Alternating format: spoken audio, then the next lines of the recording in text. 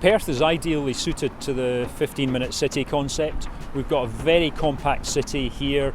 There's no reason why we can't have people connected through sustainable means without having to clog up our city centre.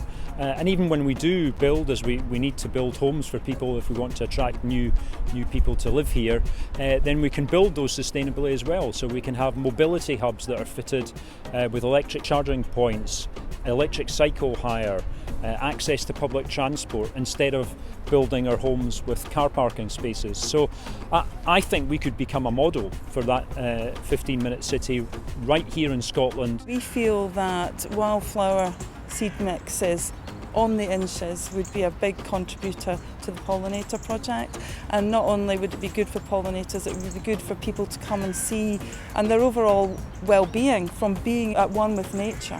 We could create character in Perth. We could give people who live on major arterial routes a specific indigenous tree species. So when you come down the Glasgow Road, everybody has an alder in the garden, and it would just create an unofficial welcome, but also a character that we can build around. As the heart of big tree country, that would be such a simple thing to do. You could make it fruit trees so people can walk around the city picking fruit and drive biodiversity that way. There's lots and lots of things we could do. At the moment, the town centre doesn't cohesively work together. It doesn't stitch together, and the river's part of that. But how many buildings face onto the river? You know, where can you go and have a nice meal overlooking the river, but actually engage with the river? You can. And you know, that should be one of your main selling points. You've got a river flowing through it. A bunch of other places would bite your arm off for that. The city centre really needs to be rethought, and properties need to be reclaimed so that smaller properties, possibly for first-time buyers, possibly for younger people, are made available so that people are living in the city centre, because only when a city centre is lived in is it vibrant. Otherwise, it shuts its doors at 5 o'clock. Consumer confidence is a big aspect, and I think probably having more people living as well as working in the city centre, being able to move about maybe different modes of transport so we're not all so dependent on cars. You want it to have an ambition as a town. You want it to have that sustainable environment, public transport very key to that, but you know, in a number of different ways. The other thing I'm so passionate about is connectivity. We need to make it really easy for people who live here to go somewhere else, and for those who live elsewhere to come here. For me, Perth has its origins in wildlife and nature, thanks to the local areas and the river. So it seems fitting that there are ambitions for it to become the most sustainable small city in Europe. And I think having an employer such as SSE already brings the sustainability narrative into play. And although Perth is a small city, in my humble opinion, it is miles ahead of other cities thanks to its local environment. Well, my aspirations are in all environmental elements of how we live. So fundamentally in low carbon technologies, clean technologies, resource circular economies, is to see Tayside, including Perth and Kinross, as perhaps the go-to place where our gifted academic networks, 4 of the best local authorities in Scotland, some extremely clever SMEs and some rather good big companies really drive forward on that agenda. And we start to demonstrate this challenge and how to deliver it to other parts of the UK and the world. And people come here because they want to be in the best place. The key thing with design going forward is how you capture carbon. And it really does mean a different way of approaching design in respect of how you build a building or how you create a road. And I think the key things there are the building blocks of how you put it together. Your energy strategy is a big part of that. Orientation in terms of, if you look at a building, how it sits and is positioned. And then how you manage solar gain and natural ventilation. And I think these are the key constitutes of how you get sustainable design. I think how we build out of COVID is a great opportunity to actually build back greener. I think we should use all of the potential funding that is likely to be available to recover from this to ensure that we absolutely minimise our environmental impact and absolutely maximise the opportunity to promote both awareness and change behaviours. There's plenty that we at Horsecross can do, and we're talking about that already. I'd love to put a solar array on the roof here, frankly, and aim for a zero net carbon emission building. Perth could become more of a fair city, I think, by celebrating and working with the people that exist there already. Although communication isn't always best between them all, there's obviously conflicting priorities and things like that.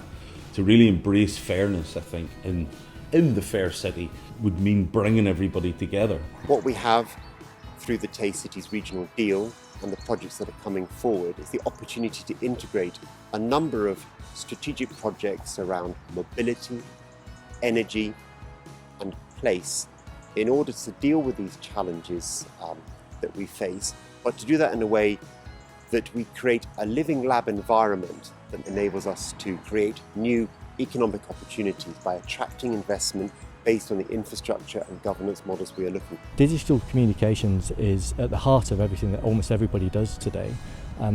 And with that comes, again, opportunity, whether it be developing digital skills, but also broadening the accessibility to that digital infrastructure and communication for everybody is part of a sustainable future. And by focusing on that now, we can change the future for our children, for generations to come. The more people work to the same sets of solutions and the same ultimate vision, the more successful you're likely to be.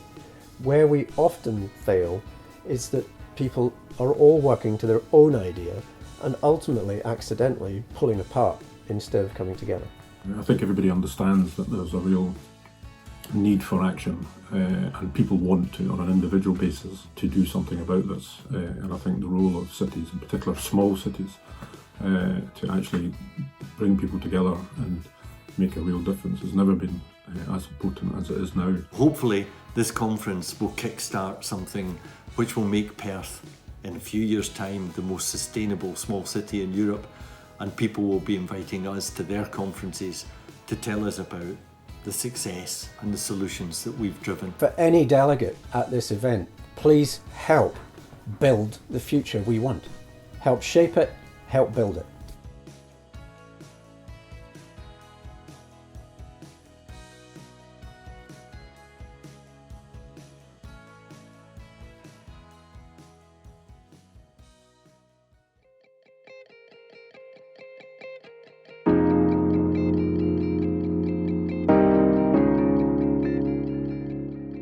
My name is Ellie Kirkland. I'm a 20-year-old geography student from Perthshire.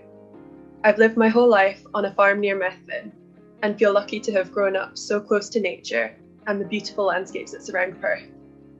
I volunteered at RSGS for a few years and been involved in several of their other fantastic initiatives, which is why I was so excited when I heard about this conference. I know this organisation follows through on their great ambitions and the huge impact we can make together. I'm delighted we've brought together leaders from across industry, local business and government, as well as our inspiring partners from across Europe.